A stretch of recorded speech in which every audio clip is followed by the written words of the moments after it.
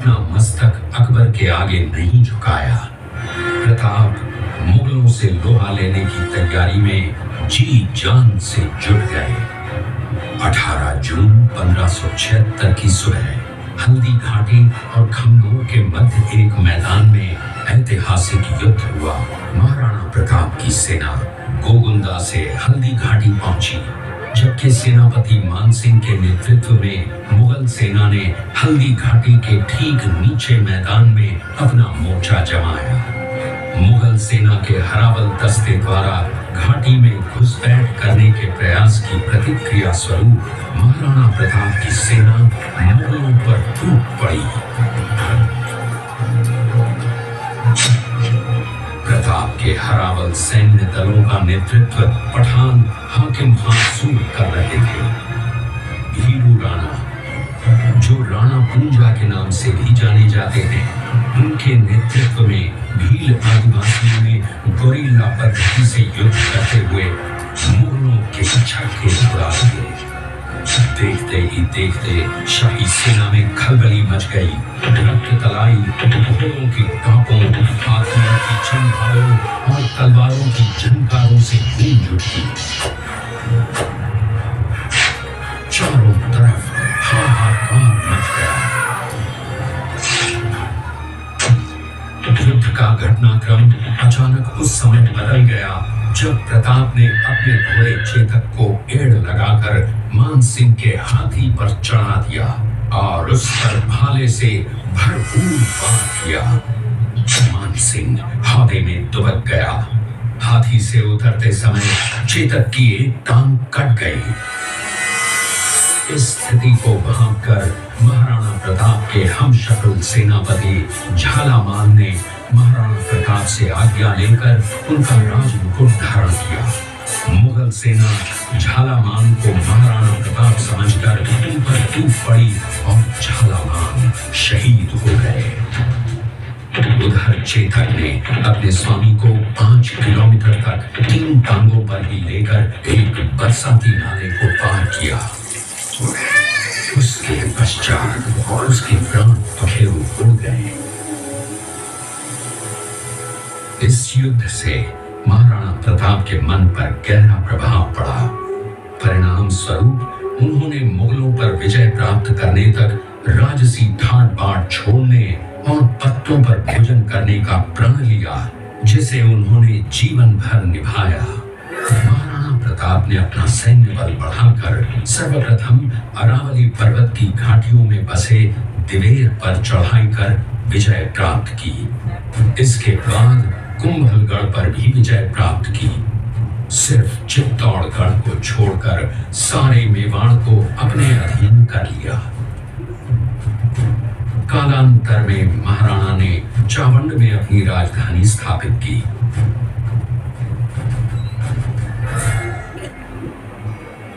19 जनवरी 1597 को राणा प्रताप ने मात्र 57 वर्ष की आयु में इस संसार से प्रयाण किया।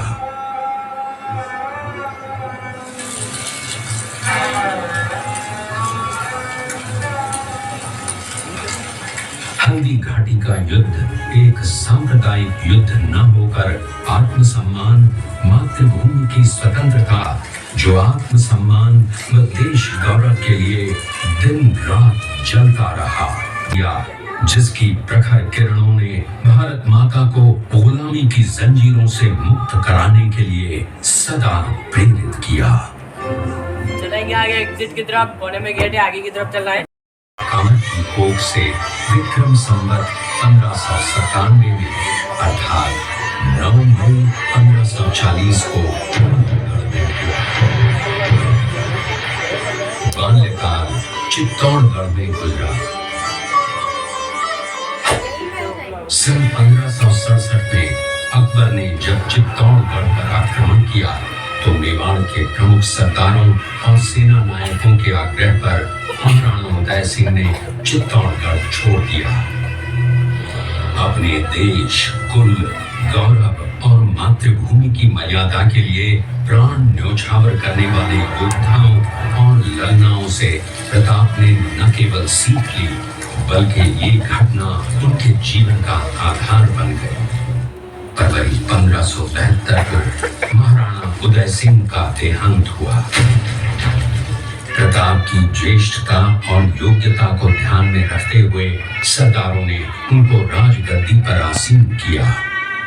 होली के दिन उनका गोगुंदा में राज तिलक हुआ। उस समय तक लगभग सभी राजाओं ने अकबर की अधीनता स्वीकार कर ली थी। एकमात्र महाराणा प्रताप ने अपना मस्तक अकबर के आगे नहीं झुकाया। प्रताप मुगलों से लोहा लेने की तैयारी में जी जान से जुट गए। 18 जून 1576 की सुबह हल्दी घाटी और खमनोर के मध्य एक मैदान में ऐतिहासिक युद्ध हुआ। महाराणा प्रताप की सेना गोगुंदा से हल्दी घाटी पहुंची, जबकि सेनापति मानसिंह के नेतृत्व में मुगल सेना ने हल्दी घाटी के ठीक नीचे मैदान में अपना मोर्चा जमाया। मुगल सेना के हरावल दस्ते द्वारा घाटी में घुसपैठ करने के प्रयास की प्रतिक्रिया स्वरूप महाराणा प्रताप की सेना मुगलों पर टूट पड़ी। प्रताप के हरावल सैन्य दलों का नेतृत्व पठान हाकिम हासूर कर रहे थे। भीरू राणा, जो राणा पूंजा के नाम से भी जाने जाते हैं, उनके नेतृत्व में भील आदिवासियों ने गोरिल्ला पद्धति से युद्ध करते हुए मुगलों के छक्के उड़ा दिए। देखते ही देखते शाही सेना में खलबली मच गई। रक्त तलाई, घोड़ों की टापों, हाथियों की चंगारों और तलवारों की झनकारों से गूंज उठी। चारों तरफ हाहाकार मच गया। युद्ध का घटनाक्रम अचानक उस समय बदल गया जब प्रताप ने अपने घोड़े चेतक को एड़ लगाकर मानसिंह के हाथी पर चढ़ा दिया और उस पर भाले से भरपूर वार किया। मानसिंह हौदे में दुबक गया। हाथी से उतरते समय चेतक की एक टांग कट गई। इस स्थिति को भांपकर महाराणा प्रताप के हमशक्ल सेनापति झालामान ने महाराणा प्रताप से आज्ञा लेकर उनका राजमुकुट धारण किया। मुगल सेना झालामान को महाराणा प्रताप समझकर उन पर टूट पड़ी और झालामान शहीद हो गए। उधर चेतक ने अपने स्वामी को 5 किलोमीटर तक 3 टांगों पर ही लेकर एक बरसाती नाले को पार किया। उसके पश्चात उसके प्राण पखेरु उड़ गए। इस युद्ध से महाराणा प्रताप के मन पर गहरा प्रभाव पड़ा। परिणाम स्वरूप उन्होंने मुगलों पर विजय प्राप्त करने तक राजसी ठाट बाट छोड़ने और पत्तों पर भोजन करने का प्रण लिया, जिसे उन्होंने जीवन भर निभाया। महाराणा प्रताप ने अपना सैन्य बल बढ़ाकर सर्वप्रथम अरावली पर्वत की घाटियों में बसे दिवेर पर चढ़ाई कर विजय प्राप्त की। इसके बाद कुंभलगढ़ पर भी विजय प्राप्त की। सिर्फ चित्तौड़गढ़ को छोड़कर सारे मेवाड़ को अपने अधीन कर लिया। कालांतर में महाराणा ने चावंड में अपनी राजधानी स्थापित की।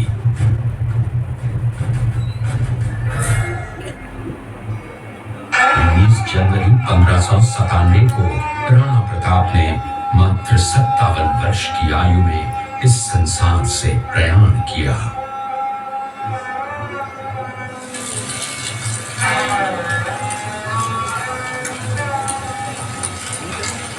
हल्दी घाटी का युद्ध एक सांप्रदायिक युद्ध न होकर आत्मसम्मान, मातृभूमि की स्वतंत्रता, जो आत्मसम्मान व देश गौरव के लिए दिन रात जलता रहा, या जिसकी प्रखर किरणों ने भारत माता को गुलामी की जंजीरों से मुक्त कराने के लिए सदा प्रेरित किया। चलेंगे आगे एग्जिट की तरफ, कोने में गेट है, आगे की तरफ चलना है। हल्दी घाटी युद्ध के बाद महाराणा प्रताप अपनी प्रतिज्ञा का पालन करने के लिए वनवासी जीवन व्यतीत करने लगे। उनके पास पर्याप्त संपत्ति नहीं थी, तो उनके वित्त मंत्री भामाशाह ने अपनी सारी सुख सुविधा को छोड़कर अपने राजा को स्वयं का धन 25 लाख रुपए व राजकोष में 20,000 अशर्फियां देश के लिए अर्पित की, जिससे महाराणा प्रताप ने 12 वर्षों तक अपनी सेना को संगठित किया, सैन्य शक्ति को बढ़ाया और मेवाड़ मातृभूमि को आजाद करवाया। इस किले का प्राचीन नाम मच्छिंद्रगढ़ है। इस किले का निर्माण महाराणा कुंभम ने करवाया था। इस किले के अंदर 9 मई 1540 ईस्वी में महाराणा प्रताप का जन्म हुआ था। इस किले की ऊंचाई समुद्र तल से 3,568 फीट की है। इस किले की दीवार 36 किलोमीटर तक फैली हुई है। इस दीवार का नाम ग्रेट वॉल ऑफ चाइना के बाद द्वितीय पायदान पर दर्ज है। इस किले के अंदर 360 प्राचीन मंदिर हैं। उन मंदिरों में से जग प्रसिद्ध महादेव का मंदिर सबसे प्राचीन है। कुंभलगढ़ किला यहाँ से 65 किलोमीटर की दूरी पर है। कृपया अब आप सब राजधानी चित्तौड़गढ़ का है। इसी किले के अंदर महाराणा प्रताप का बचपन बीता था। इस किले की तलहटियों में महाराणा प्रताप ने अपने गुरु से शिक्षा प्राप्त की थी। ये किला 12 वर्ग किलोमीटर में फैला हुआ है। इस किले पर जब भी विदेशी आक्रांताओं ने आक्रमण किया और उस आक्रमण में कोई भी राजा व सैनिक वीर गति को प्राप्त कर लेते, तो उनकी पत्नियां वीरांगनाएं अपने सतीत्व की रक्षा करने के लिए जलती हुई अग्नि में कूद प्राणों को त्याग देती थी, जिसे हम जौहर कहते हैं। चित्तौड़गढ़ में 3 मुख्य बड़े जौहर हुए थे। प्रथम जौहर 1303 ईस्वी में रानी पद्मिनी ने 16,000 स्त्रियों वीरांगनाओं के साथ जौहर किया था, सिर्फ अल्लाउद्दीन खिलजी के कारण। दूसरा जौहर 1533 ईस्वी में गुजरात के शासक बहादुर शाह के आक्रमण के कारण रानी कर्मावती ने वीरांगनाओं के साथ किया। और तीसरा जौहर 1568 ईस्वी में जब अकबर ने चित्तौड़गढ़ पर आक्रमण किया, उसी समय रानी फूलकुंवरी ने 60,000 वीरांगनाओं के साथ जौहर किया। फिर भी अकबर का मन नहीं भरा और अंत में हजारों आम लोगों का कत्लेआम करवाकर उन्हें मौत के घाट उतारा गया। इस किले में देखने योग्य विजय स्तंभ है, कीर्ति स्तंभ, मीरा मंदिर, जैन मंदिर, कालिका माता मंदिर, भामाशाह हवेली, कुंभाश्याम मंदिर, फतेह प्रकाश महल हैं। ये किला यहाँ से 140 किलोमीटर दूरी पर है। ये देखते हुए सभी अतिथि आगे की तरफ चले। मुगल सेना में भगदड़ मच गई। मुगल सेना को अपनी छावनियों को छोड़कर भागना पड़ा। छावनियों के अंदर से लूटा हुआ माल व अब्दुल रहीम खान खाना, जिसकी बेगम आनी खान को बंदी बनाकर महाराणा प्रताप के सामने पेश किया गया। तब अमर सिंह पर महाराणा प्रताप क्रोधित हुए और कहा, जहां से इस नारी को बंदी बनाकर लाए हो, इसे पुनः ससम्मान लौटा कर आओ। महाराणा प्रताप ने कहा, हमें नारी से कोई दुश्मनी नहीं है, हमें तो देश विद्रोहियों से दुश्मनी है, जिन्होंने चारों तरफ आतंक फैलाया है। महाराणा प्रताप के आदेश का पालन करते हुए कुंवर अमर सिंह ने उस मुगल नारी को ससम्मान छावनी तक पहुंचाया। इस प्रकार महाराणा प्रताप ने अपने क्षत्रिय राजपूत धर्म का पालन किया और पराई स्त्रियों को मां, बेटी और बहन का दर्जा दिया।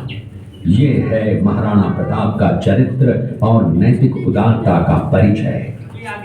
ये ऐसी मां थी जिसने अपने पुत्र का बलिदान देकर राजवंश की रक्षा की। उस मां का नाम पन्ना धाय था। पन्ना धाय जाति से गुर्जर थी। वो एक राजकुमार की धाय मां थी। उसी किले के अंदर की ये घटना है।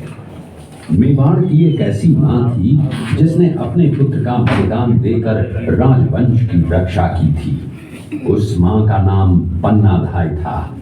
पन्नाधाय जाति से गुर्जर थी। वो एक राजकुमार की धाई मां थी। दूसरी तरफ हाथ में तलवार लिए खड़ा ये बनवीर सिंह एक दासी पुत्र है। ये कुंवर उदय सिंह की हत्या करके मेवाड़ की राजगद्दी प्राप्त करना चाहता था। एक रात्रि बनवीर सिंह को मौका मिला। वो राजकुमार उदय सिंह के बड़े भाई विक्रमादित्य सिंह की हत्या करके राजमहल की तरफ आगे बढ़ा। इसकी सूचना पन्नाधाय को लग गई। कुछ समय तक पन्नाधाय चिंतित हुई। तभी पन्नाधाय ने अपने पुत्र चंदन को राजसी कपड़े पहनाकर पलंग पर सुला दिया और उदय सिंह को एक टोकरी के अंदर छिपाकर पत्तों से ढक के महल के बाहर निकालकर गुप्त रास्ते से कुंभलगढ़ भेज दिया। तलवार लेकर राजकक्ष में आया तो उसने पन्नाधाय से कड़क आवाज में उदय सिंह के लिए पूछा तो पन्नाधाय ने चंदन की तरफ इशारा किया। बनवीर ने चंदन को उदय सिंह समझकर चंदन की हत्या कर दी और ये समझने लगा कि मैंने राजकुमार उदय सिंह को मार दिया। वही राजकुमार बड़े होकर राजा बने और अपने नाम का उदयपुर नगर बसाया जो यहाँ से 40 किलोमीटर दूर है। और उन्हीं के पुत्र महाराणा प्रताप हुए जिन्होंने हल्दी घाटी का युद्ध लड़ा और आज हम लोग उनका इतिहास यहाँ पर देख रहे हैं। ये देखते हुए सभी अतिथि आगे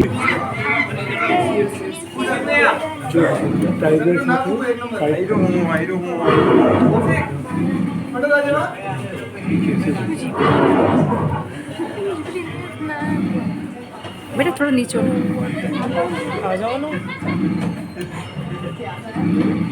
ये घटना महाराणा प्रताप की वीरता को दर्शाती है। एक समय नरभक्षी बाघ का आतंक छाया हुआ था। महाराणा प्रताप ने उस बाघ का शिकार कर उस बाघ को मार डाला। ये घटना महाराणा प्रताप की वीरता की प्रतीक है। कृपया इस दृश्य में देखिए महाराणा प्रताप अपनी प्रतिज्ञा का पालन करते हुए। महाराणा प्रताप ने प्रतिज्ञा की थी कि जब तक अपनी मातृभूमि को शत्रुओं से मुक्त नहीं करा लेता तब तक न तो मैं महलों में रहूंगा, न किसी धातु के पात्र में भोजन करूंगा, न किसी गद्दी के बिछौने पर सोऊंगा। पत्ते ही भोजन के पात्र होंगे, जमीन ही बिछौना होगा। इस प्रतिज्ञा का पालन उन्होंने 21 वर्षों तक जंगलों में रहकर किया। इस दृश्य में देखिए महाराणा प्रताप वृक्ष के नीचे बैठकर पत्तों पर खाना खाते हुए। इसी कारण हम आज भी महाराणा प्रताप को श्रद्धा व सम्मान से याद करते हुए देशभक्ति की प्रेरणा प्राप्त करते हैं। ये दृश्य महाराणा प्रताप और सुविख्यात स्वामी भक्त घोड़े चेतक के अंतिम मिलन का है। हल्दी घाटी युद्ध के बाद चेतक घोड़े ने 22 फीट के एक बरसाती नाले को पार किया। ये उसी समय का दृश्य है। पास में खड़े महाराणा प्रताप के छोटे भाई शक्ति सिंह हैं, जो पहले मुगल सेना में थे। बाद में वो महाराणा प्रताप की तरफ आए, माफी मांगी और अपना घोड़ा महाराणा प्रताप को दिया।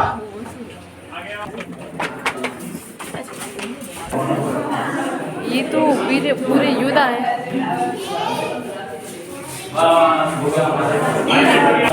ये योद्धा है पूरे, ये योद्धा है उनके सैनिक मैन।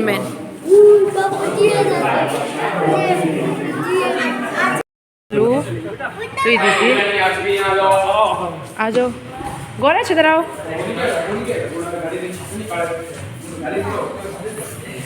ये देखिए भाई अंदर से, मैं आपको इसका पूरा वो दिखा रही हूँ अंदर से जो भी है इसमें। देखिए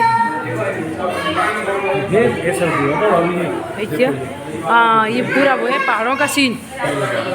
सही है हाँ, ये देखिए इसमें पूरा है। क्या दिखाओगे? पूरा है इसमें तो हल्दी घाटी युद्ध का बीच घूम हुई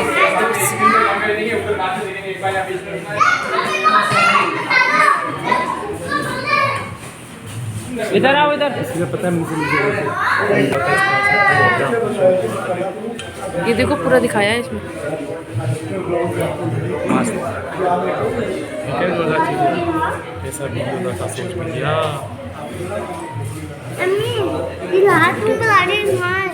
यहाँ मूवी दिखाएंगे हमें, इसलिए बुलाया है। अंदर है बेटा। इस तरह की पार्टी देखो है भाई साहब। देखो कितना खतरनाक है। हाँ, वो दिखाया। अभी